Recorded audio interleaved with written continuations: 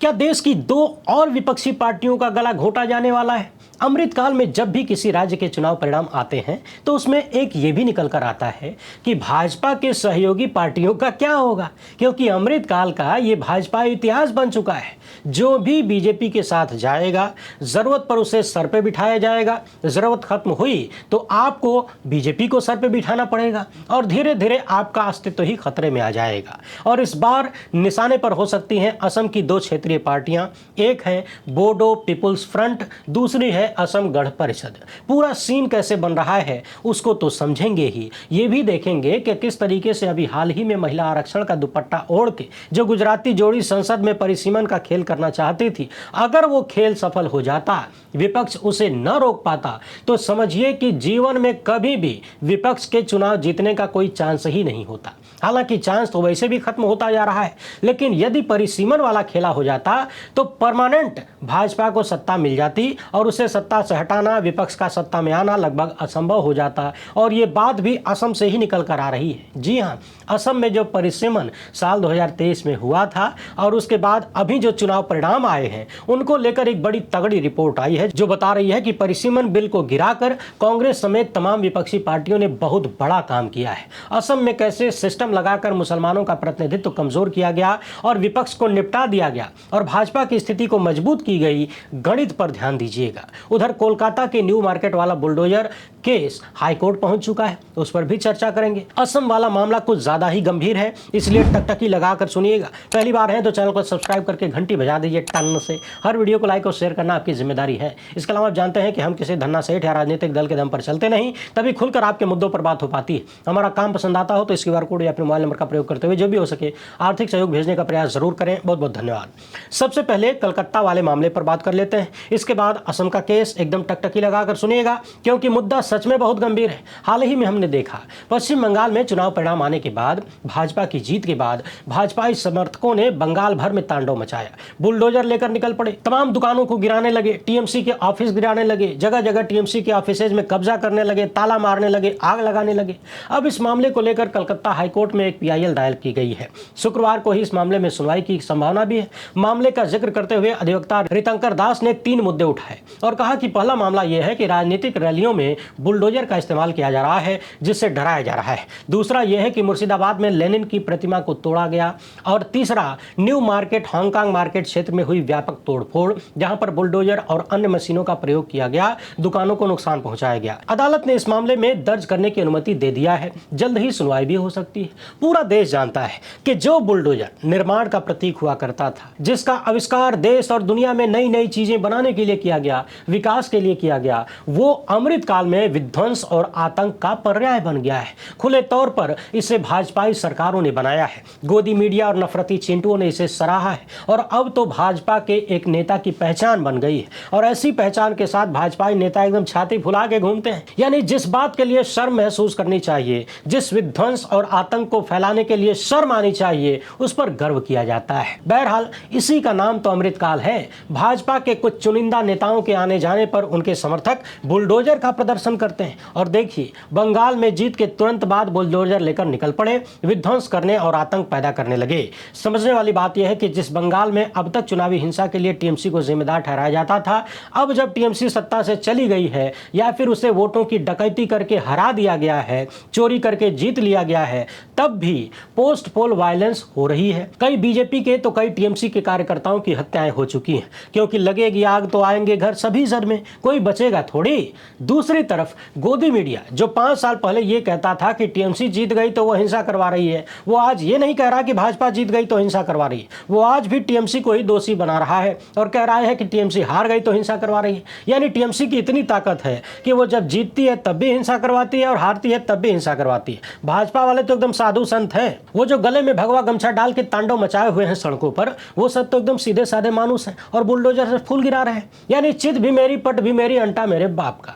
बाकी देखते जाइए कलकत्ता हाईकोर्ट इस अमृतकाल पर और बंगाल में आए नए नए नाम राज्य पर क्या कहता है। फिलहाल तो आसाम की कहानी सुनिए जो कि बेहद ही चिंताजनक और भयावह है। सबसे पहले यह समझ लेते हैं कि क्या असम की 2 पार्टियां अब अपना अस्तित्व खोने वाली हैं। असम में विधानसभा की कुल 126 सीटें हैं। इस बार अकेले भाजपा को यहाँ 82 सीटें मिली हैं। आप अपनी स्क्रीन पर इस टेबल को ध्यान से देखिए।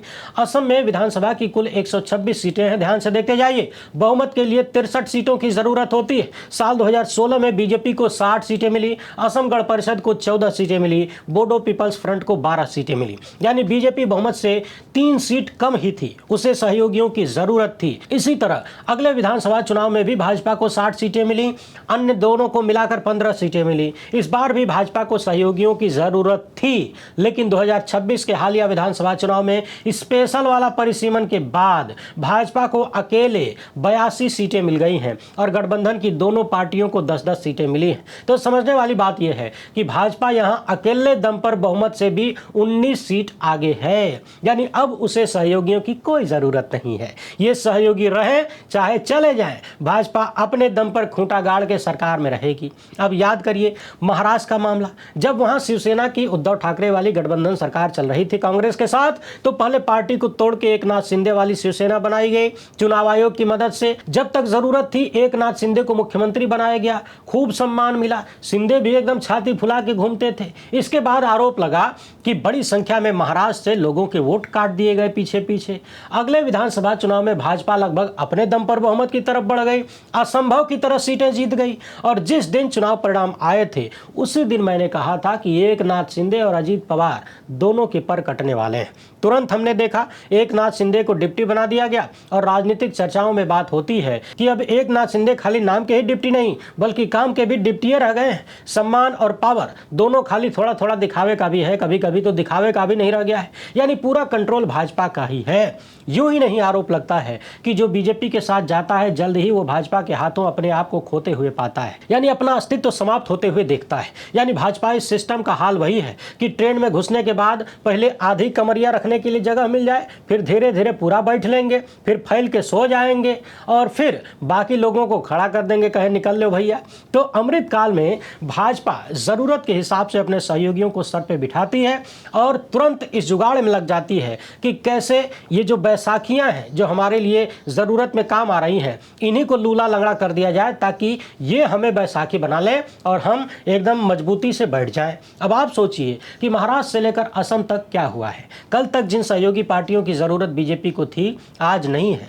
इन लोगों के पास भले ही 10-10 विधायक हों लेकिन बार्गेनिंग पावर नहीं है। यही बात मैंने महाराष्ट्र के मामले में भी कहा था कि भले ही एकनाथ शिंदे के पास इतने सारे विधायक हैं, अजीत पवार स्वर्गीय अजीत पवार के पास इतने सारे विधायक हैं, पिछली बार से ज़्यादा विधायक हैं, मगर ये विधायक किसी काम के नहीं हैं क्योंकि बार्गेनिंग पावर खत्म हो गई है। बाकी आने वाले वक्त में धीरे धीरे पता चलेगा कि असम में महाराष्ट्र वाला फार्मूला लागू हुआ कि नहीं। वैसे होगा तो ज़रूर, ये मेरी गारंटी है 15 लाख से भी बड़ी। अब ये तो रही बीजेपी के सहयोगियों की बात, उनके अस्तित्व का संकट है वो देखें। मूल सवाल तो ये है कि भारतीय लोकतंत्र का क्या होगा, क्योंकि स्क्रोल ने ये जो रिपोर्ट और आंकड़े जारी किया है इससे काफ़ी गंभीर चिंता निकल रही है। असम के विधानसभा चुनाव के जो परिणाम आए उससे लेकर वहां के मुख्यमंत्री हेमंता बिस्वा शर्मा ने पहले ही कह दिया कि हमको तो ऑलरेडी मालूम था जी कि हमारी 102 से 103 सीट आइए जाएगी।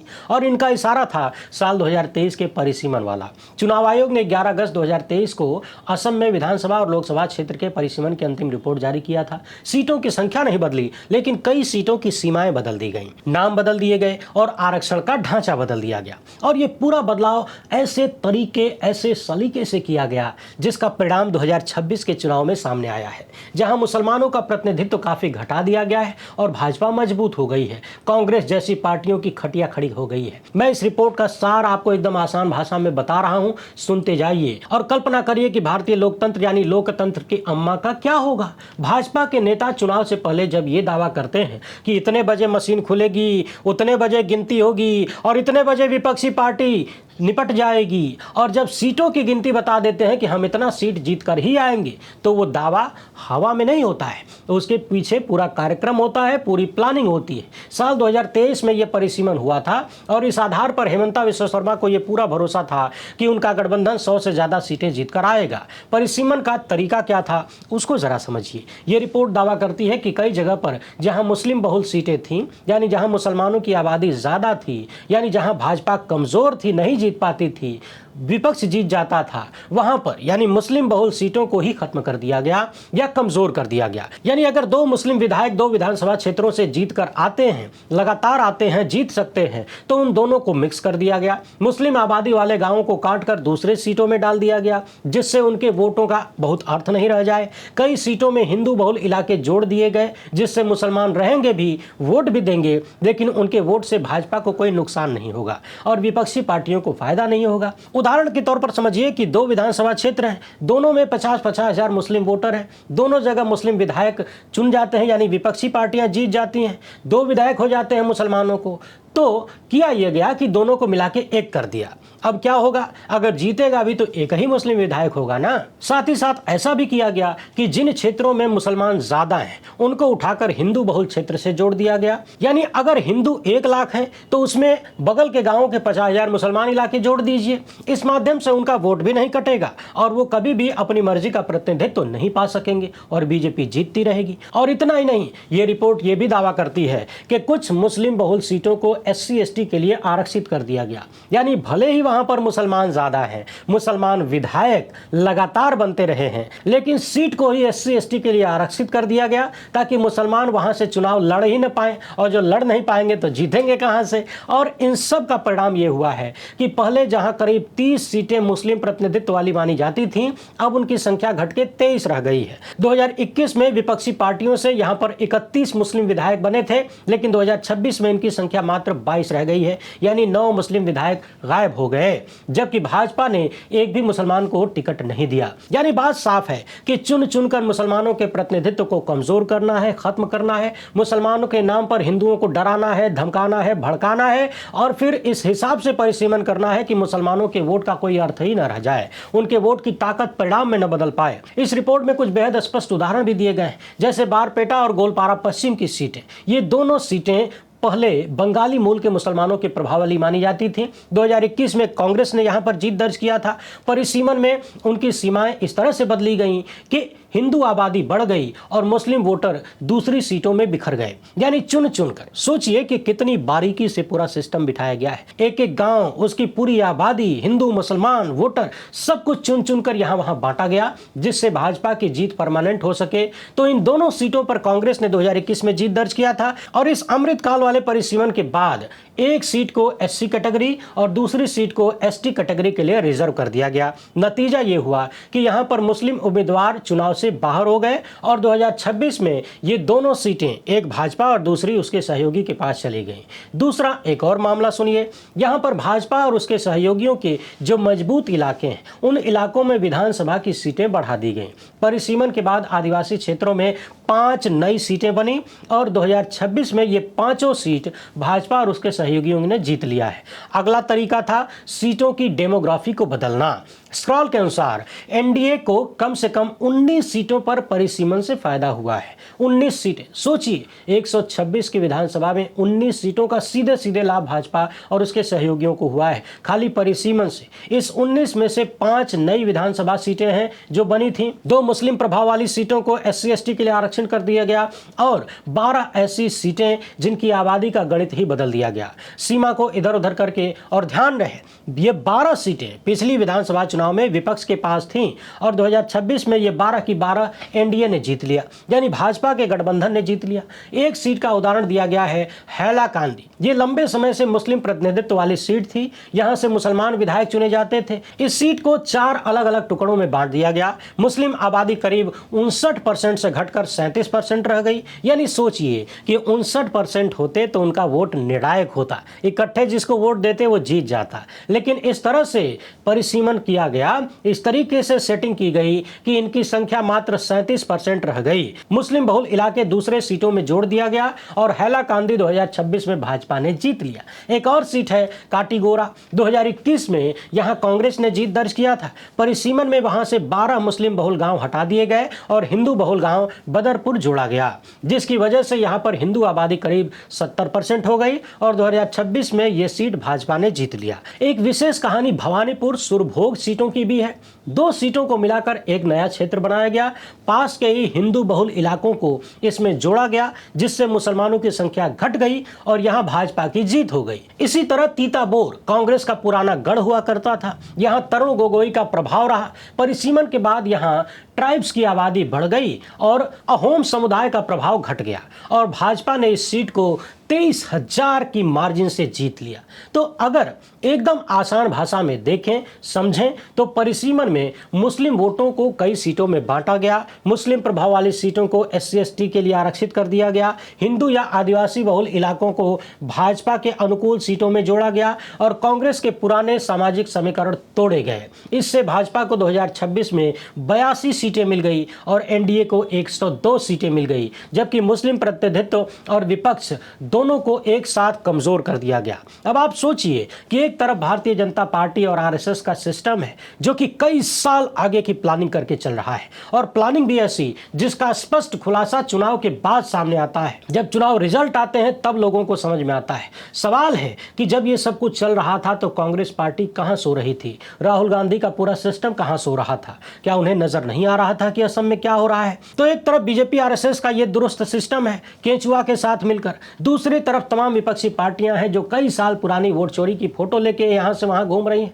अभी कल ही पश्चिम बंगाल जाकर यूपी के पूर्व मुख्यमंत्री और समाजवादी पार्टी के मुखिया अखिलेश यादव फोटो दिखा रहे थे कि किस तरीके से उत्तर प्रदेश के कुंदरकी में विधानसभा में वोट चोरी की गई और सपा की सीट छीन ली गई। जहां बीजेपी कभी जीत ही नहीं पाती थी, जीतने का आंकड़ा ही नहीं था, लगातार सपा की जीत हो रही थी, वहां पर भाजपा प्रचंड वोट से जीत गई। वोट चोरी का पूरा खुलासा उन्होंने किया। मगर सवाल यह है कि एक तरफ भाजपा और RSS की कई साल आगे की प्लानिंग है, दूसरी तरफ विपक्ष कई साल पुराने वोट चोरी के मामलों को लेकर घूम रहा है। तो क्या इस तरह से लोकतंत्र बचेगा? आप तमाम विपक्षी नेताओं से पूछिए कि वोट चोरी तो हो रही है, तरह तरह से धांधली हो रही है और खुलकर हो रही है, आए दिन खुलासे हो रहे हैं, आंकड़े सामने आ रहे हैं, मगर आप क्या करने वाले हैं इसको रोकने के लिए? तो विपक्ष के तमाम नेताओं की जबान बंद हो जाती है, उल जलूल उम्मीदें जता के चले जाते हैं, कोई प्लानिंग नजर नहीं आती, कोई मजबूत जवाब नहीं मिलता। बाकी देखते जाइए, पश्चिम बंगाल जैसे राज्य में इतनी भयंकर चुनावी डकैती के बाद विपक्ष अब भी कुछ करता है या फिर 2-4 दिन माइक में हो हल्ला करके, प्रेस कॉन्फ्रेंस करके ठंडा हो जाता है ट्वीट करके। मगर ध्यान रहे, इन सब में नुकसान विपक्ष या किसी विपक्षी पार्टी के नेता का नहीं है, बल्कि देश की आम जनता का है, आपका है। जब राजनीतिक दल और उसके नेताओं को यह भरोसा हो जाता है कि उन्हें जनता के वोट की जरूरत नहीं है, तो वो जनता के लिए काम भी नहीं करते। आप तमाम क्षेत्रों को देख लीजिए, स्वास्थ्य से लेकर शिक्षा तक, महंगाई से लेकर बेरोजगारी तक, आपके हक में क्या हो रहा है, कितना हो रहा है? अभी हाल ही में एक मुस्लिम विद्वान से मेरी बात हो रही थी, काफी पढ़े लिखे हैं, प्रोफेसर हैं। उन्होंने कहा कि अंबुज जी, मैं इस बात से बिल्कुल नाराज नहीं हूं कि प्रधानमंत्री मोदी मुसलमानों के खिलाफ बोलते हैं या उनकी पार्टी नफरत फैलाती है। मुझे नाराजगी इस बात से है कि चलो हम तो बुरे हैं, हमें मरता हुआ छोड़ दो, लेकिन हिंदू भाइयों का तो भला करो। जो कुछ हिंदू भाई हमसे नफरत करके भाजपा को वोट दे रहे हैं, भाजपाई सत्ता चाहते हैं, उनको तो भाजपाई सत्ता का लाभ मिले। कम से कम उन्हीं के लिए डीजल पेट्रोल सस्ता कर दीजिए, कम से कम उनके बच्चों को आतंकवादी मत बनाइए, उनके बच्चों को नौकरी दीजिए, रोजगार दीजिए, उनकी महिलाओं को तो सुरक्षा दीजिए। कम से कम उनके लिए भ्रष्टाचार मत करिए, कम से कम उनके लिए स्मार्ट सिटी बना दीजिए, कम से कम उनके खातों में तो 15 लाख डाल दीजिए। हमारा तो छोड़ दीजिए, हम मुसलमान हैं, हमको छोड़ दीजिए, जैसे है वैसे ही छोड़ दीजिए, मरने दीजिए। जो हमसे नफरत करके आपको वोट दे रहे हैं, जिन्हें आप लगातार उकसाते हैं, बहकाते हैं, कम से कम उनके लिए कुछ अच्छा कर दीजिए। वैसे आप इस मामले पर क्या सोचते हैं? अपनी राय कमेंट बॉक्स में जरूर लिखिएगा। वीडियो पसंद आया तो ज़्यादा से ज़्यादा लोगों तक पहुँचाएं। पहली बार है तो चैनल को सब्सक्राइब कर लीजिए। हमसे जुड़ने के लिए बहुत बहुत धन्यवाद। जय हिंद।